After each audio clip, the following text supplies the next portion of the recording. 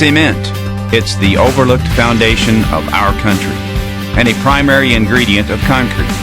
We drive on it, we walk on it, we play on it. Many of us live on it. Everyone benefits from it, but few people know much about cement or how it is made. That's our job. I'm Walter Wolf Jr., and this is the Monarch Cement Company. When it comes to cement, few companies have the experience and history of the Monarch Cement Company. Based in Humboldt, Kansas, the company was originally founded in 1908 as the Monarch Portland Cement Company, and in 1913 it was reorganized as the Monarch Cement Company. For over 100 years, Monarch employees have produced the highest quality cement for customers across the Midwest.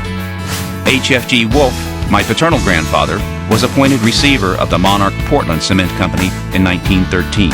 Together with August C. Kreitzer, my maternal grandfather, Wolf reorganized the defunct company. The two men served the company as president and vice president until their deaths. My father, Walter H. Wolf, assumed the position of vice president in 1935 and became the company's president in 1945.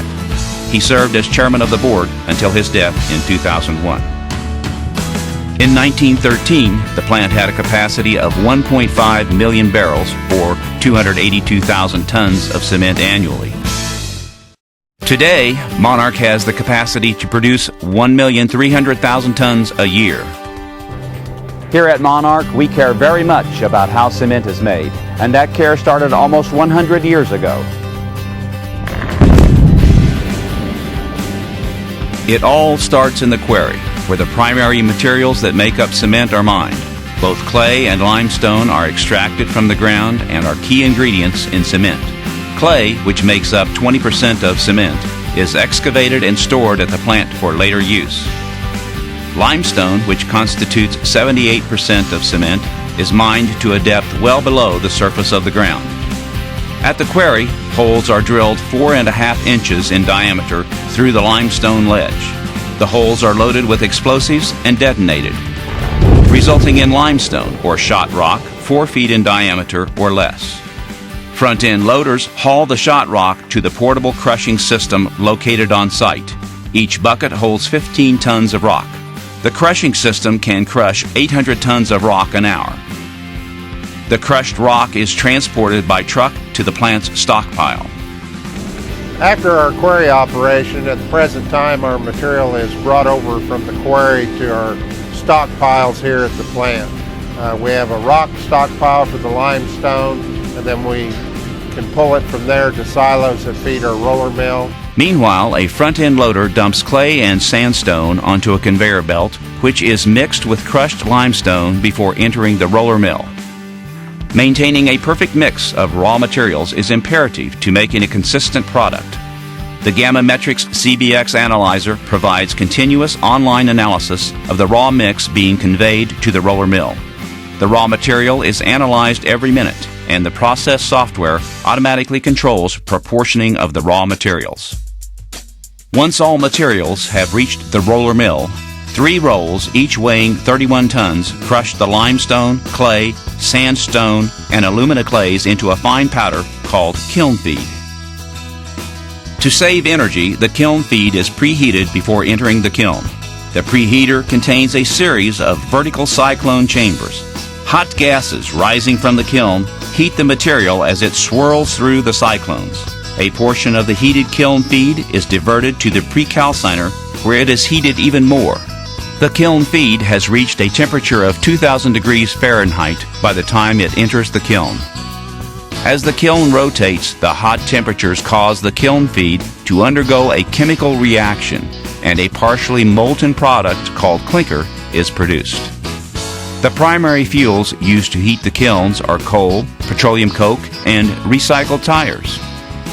The coal mill has the capacity to grind 20 tons of coal and petroleum coke an hour. Waste heat from the precalciner is utilized in the coal mill to dry the material. After the coal and coke have gone through the grinding process, they are blown into the kiln hood to assist in heating kiln feed. In 1990, Monarch began burning whole tires as an alternative to fossil fuels. Today, approximately 1,600 tires are disposed of daily, replacing approximately 5% of our traditional fuel. At the point of entry, the temperature is 2,000 degrees Fahrenheit.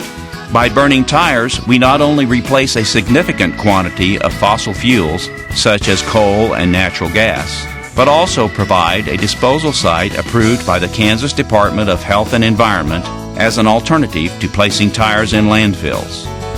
Pollution control devices or baghouse dust collector systems remove dust particles from the kiln gas streams. Each baghouse has 4,350 fiberglass membrane bags. Each bag is 5 inches in diameter and 192 inches long. The dust-filled air flows through the bag and clean air is sent out the stack. The final step of making cement is taking the clinker after it's fired in the kiln and adding gypsum to it to control set time. And then we grind it back down to finer than face powder consistency through ball mills. Each mill is a large cylinder containing steel balls ranging in size from 5/8 inch to 3 inches. The steel balls in the finish mill crush and grind the clinker and gypsum into a superfine powder called cement. The cement is then sent to a pneumatic pump and conveyed to storage silos for shipping. All aspects of the cement manufacturing process are monitored and controlled from the control room, which is the heart of the manufacturing process. A production operator continuously coordinates the raw material handling, roller mill, kiln, and finish grinding operations.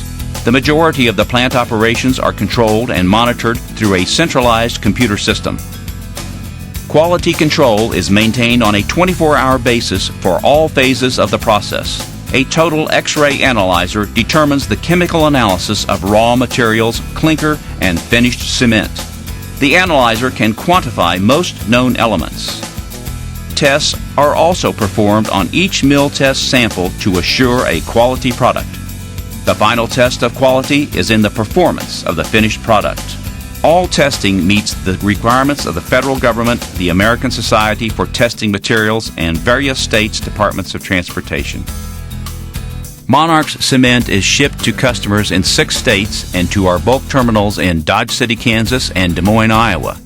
97% of Monarch's cement is shipped in bulk trucks or rail cars, and the remaining 3% is bagged and shipped by truck. An operator selects the specified type of cement for the truck or rail car, which is then loaded and weighed on automated scales. It takes 6 to 8 minutes to load a truck which holds 26 tons and approximately 30 minutes to load a rail car which holds 100 tons. It takes less than 3 seconds to fill a 94-pound bag with cement, which is automatically check-weighed, counted, and put on pallets. A forklift is used to load the pallets on flatbed trucks. Over 750,000 bags of Monarch Portland cement and Monarch masonry are packaged every year. Concern for quality does not end at the plant.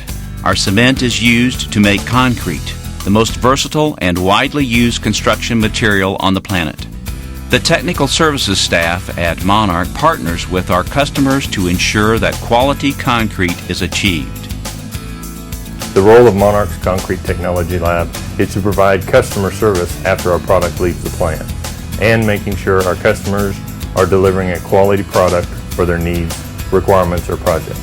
We provide analysis of mixture components and testing of hardened and plastic concrete both in our concrete technology laboratory and in the field, providing consultation, conducting research, offering educational programs, and hands-on training are just some of the ways we strive to support our local market.